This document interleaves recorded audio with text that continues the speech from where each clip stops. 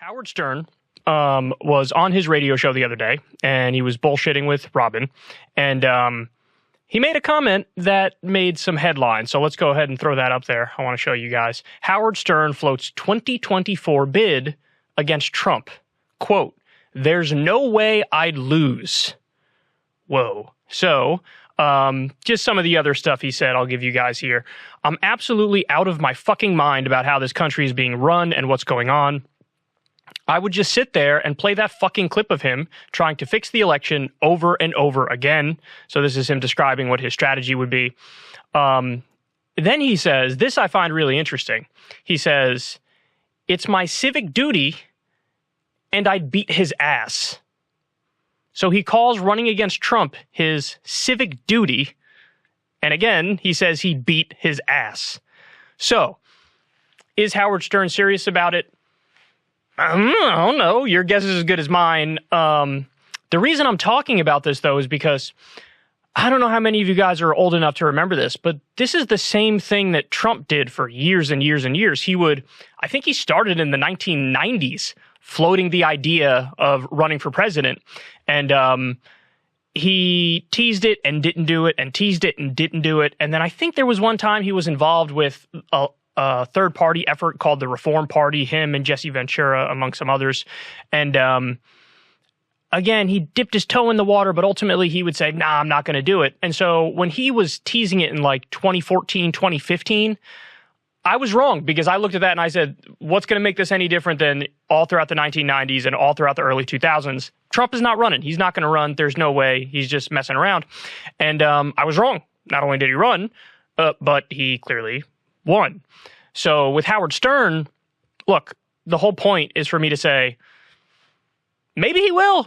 Maybe he will run. I don't have a crystal ball, no pun intended. But man, that would be really interesting to see. And the other point is, a lot of people were far too dismissive of Trump. Now, early on, I was dismissive of Trump as well. But then when I saw it was him versus Hillary, I was one of the early people to sound the alarm and say, listen, he can win. Donald Trump can win, especially when you're up against the epitome of the establishment, Hillary Clinton, in a very anti-establishment era. In some ways, I saw the writing on the wall. And for Howard Stern, now he does have some issues, though, that maybe other Democrats wouldn't necessarily have. And that's, listen, his career up to this point, it's been all throughout the 90s and the early 2000s. His show was like Jerry Springer on steroids and human growth hormone. And I don't need to get into this. A lot of you guys know this. There was just endless raunchy stuff on his radio show. He had his TV show on E! Network. People could argue he was exploitative against like disabled folks, homeless folks. And keep it real, even though Howard Stern in some ways has been largely immune to the tide of cancel culture, and I hate that term so much, but they would dig up all of the stuff that Howard Stern did throughout all of the years and show everybody.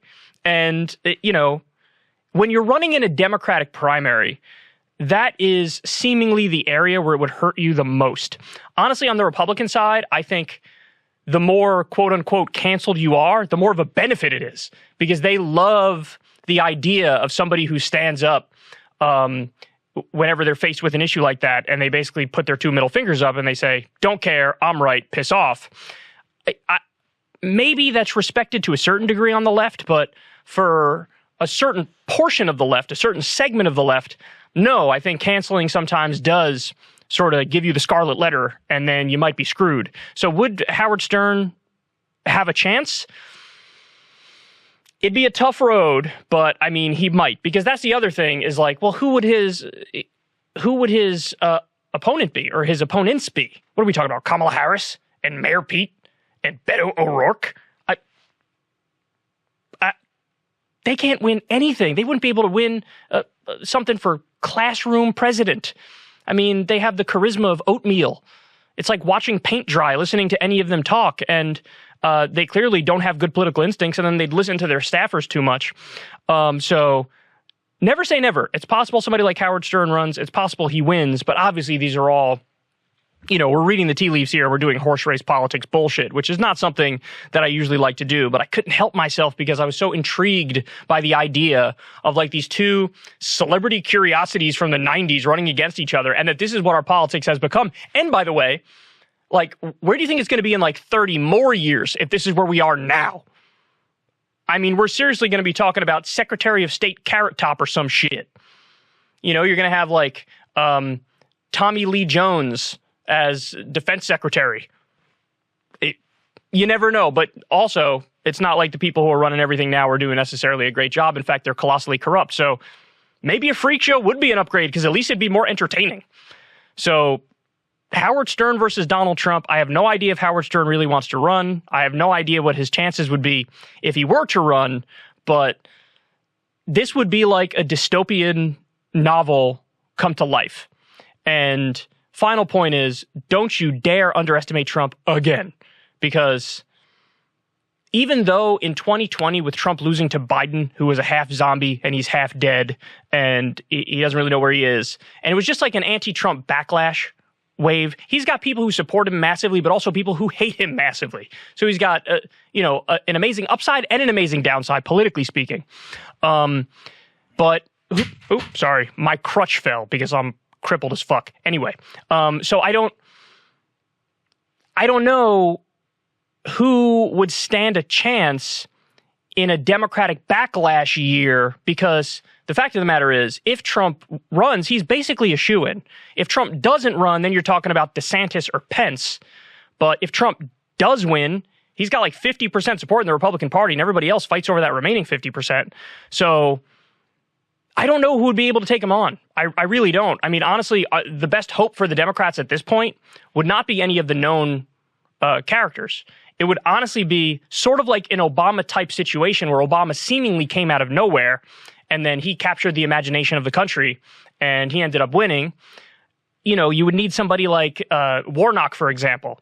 He would have to come out of nowhere and build a name very quickly and be a candidate that people loved, or somebody like John Ossoff, who, I'm not saying Warnock and Ossoff are necessarily great. I'm just saying that I think your only hope is maybe a Democratic governor who nobody knows, or a Democratic senator who's new and people don't really know that well yet, because at least they would theoretically have a chance because they're starting with a clean slate, whereas somebody like Kamala or Beto or Mayor Pete or like Amy Klobuchar, it's like, really? You guys against Trump?